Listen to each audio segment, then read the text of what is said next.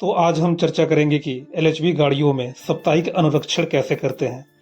जब भी गाड़ी पिट लाइन में प्लेस होती है तो हम उसका ट्रिप शेड्यूल करते हैं, यानी D1 शेड्यूल कैसे करते हैं। यह शेड्यूल D2 और D3 की तरह नहीं होता है।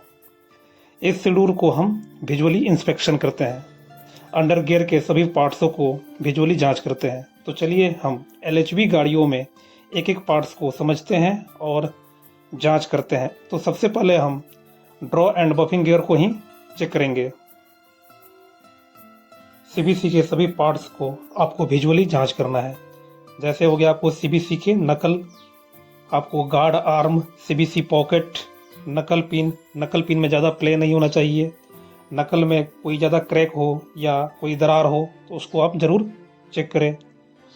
आपको लॉक लिफ्टर असेंबली हो गया, टेल रिसेसेस हो गया, आपको टर्शियरी पिन, सैंक बियर प्लेट इत्यादि सभी को आपको जांच करना है अच्छी तरह से। डाउट कंडीशन में आपको एंटी क्रिपिंग की भी जांच करना है और एडिशनल एंटी क्रिपिंग का भी। सीबीसी ऑपरेटिंग हैंडल को भी जांच करना है तथा लॉक को अच्छे तरह से ऑपरेट करके देखना चाहिए। ज़्यादा जाम नहीं होना चाहिए, इसको हमेशा लुब्रिकेंट करके फ्री रखना चाहिए।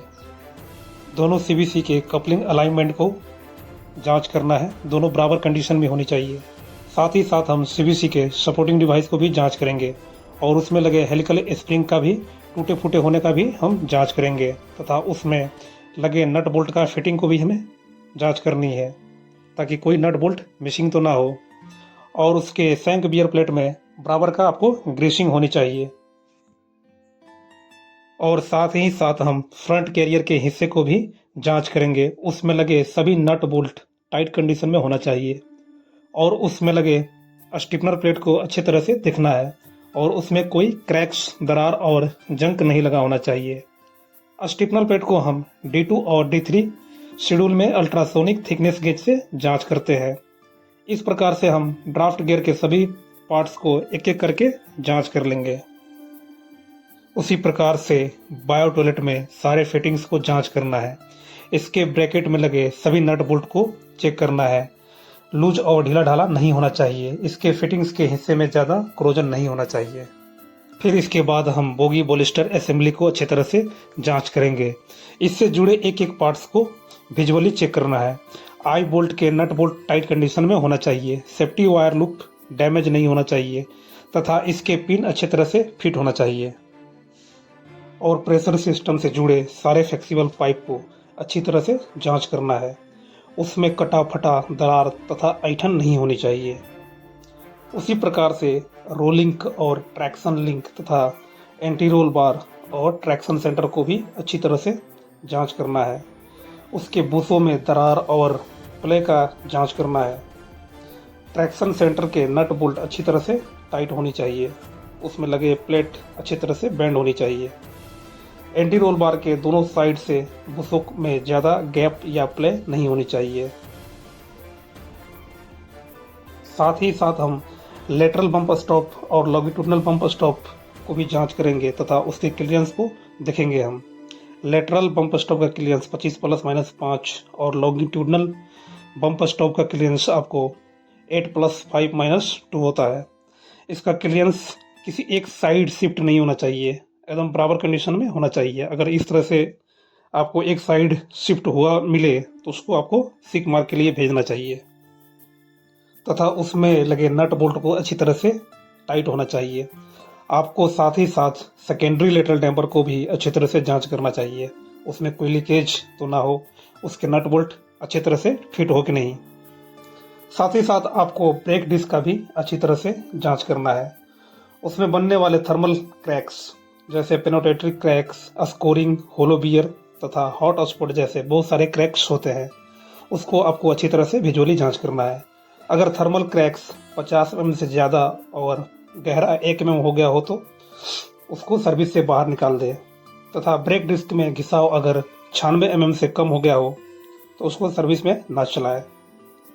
ब्रेक डिस्क में लगे सभी नट बोल्टों को अच्छी तरह से जांच करें तथा उसमें लगे कूलिंग रिब का भी जांच। अगर लगातार 3 टूटा हुआ हो तो उसको सर्विस से बाहर निकाल दे। एक ही स्थान पर अगर 2 टूटा हुआ हो तो चलेगा। अगर लगातार 3 टूटा हुआ तो उसको सर्विस से बाहर निकाल दे। साथ ही साथ हम ब्रेक कैलिपर को भी अच्छी तरह से जांच करेंगे। ब्रेक कैलिपर जाम नहीं होनी चाहिए, उसके मिडिल पिन भी जाम नहीं होनी चाहिए। ब्रेक सिलेंडर में लगे माउंटिंग बोल्ट को ढीला ढाला नहीं होना चाहिए।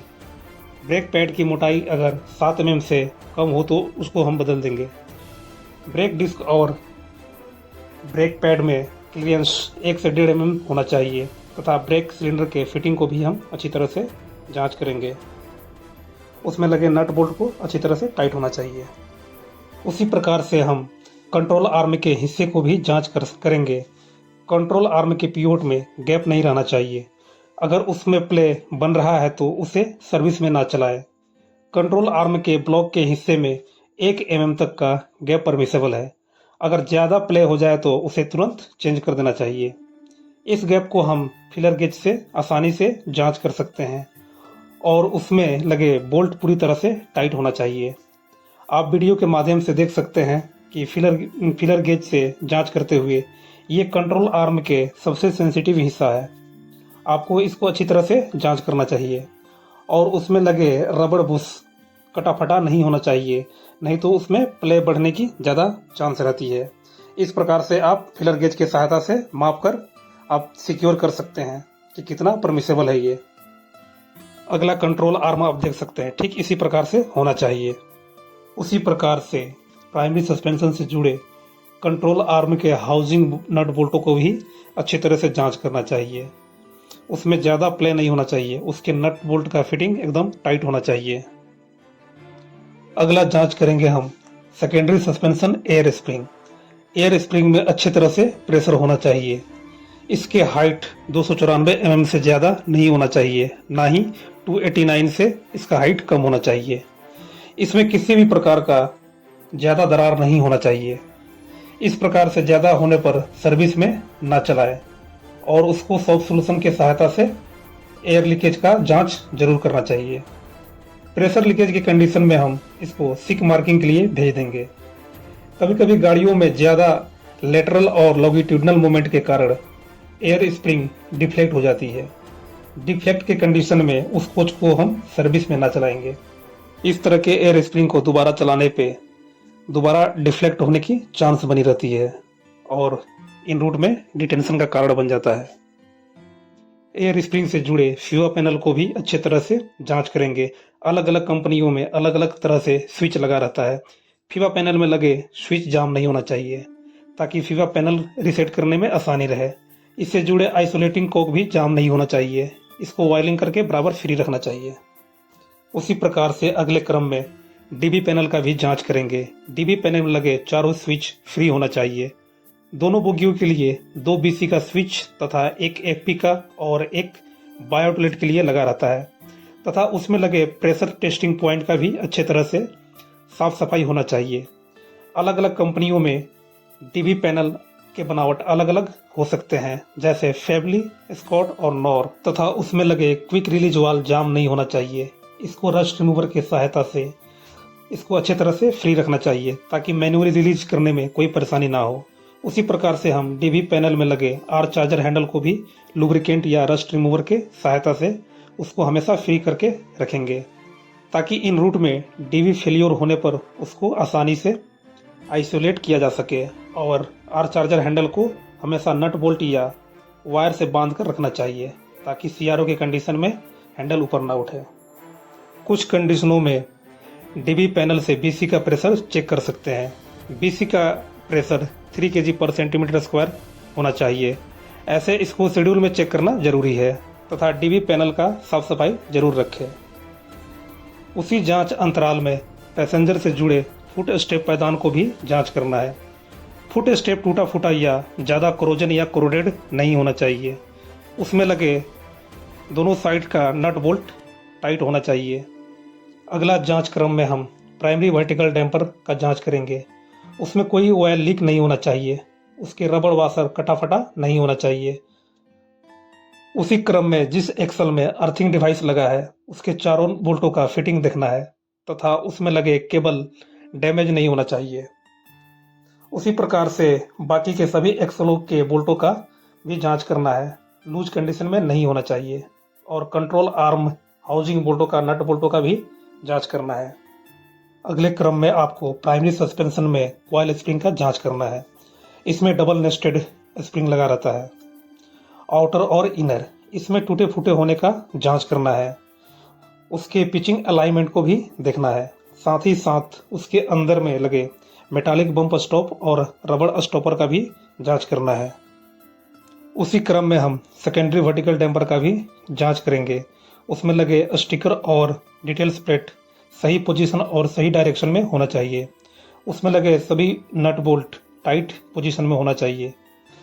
उसमें लगे रबड़ वाशर कटा फटा नहीं होना चाहिए और उसमें ऑयल लीक का भी जांच करना है। अगर ऑयल लीकेज ज़्यादा हो जाए तो उसको सर्विस में ना चलाए, उसको तुरंत ही चेंज कर देना चाहिए, नहीं तो प्राइमरी सस्पेंशन टूटने का 100% चांस रहती है। उसी प्रकार से रेजिस्टेंस केबल का भी जांच करेंगे। इसमें लगे कॉपर वायर डैमेज या मिसिंग नहीं होना चाहिए। साप्ताहिक शेड्यूल के कुछ कंडीशनों में एक्सल बॉक्स कवर खोलने की जरूरत पड़ती है।